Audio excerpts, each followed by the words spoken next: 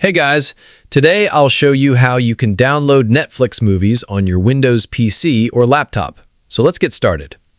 The first thing to know is that you can't download Netflix movies directly from a web browser. Even if you signed in to Netflix through Chrome, Edge, or another browser, the download option won't be available.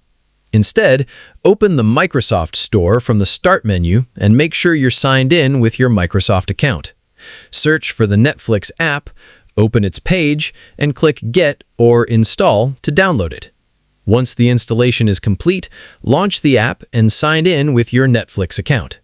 After signing in, choose your profile and browse to the movie or TV show you want to watch offline.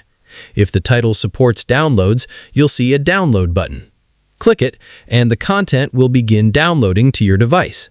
Once the download is finished, you can watch it anytime without an internet connection by opening the Downloads section in the Netflix app.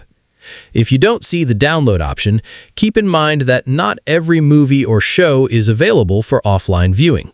Also, check your Netflix account settings to make sure your device is eligible for downloads and that you haven't reached your download limit. That's how you can download Netflix movies on a PC or laptop. That's it. If you found this video helpful, consider giving it a like and subscribe.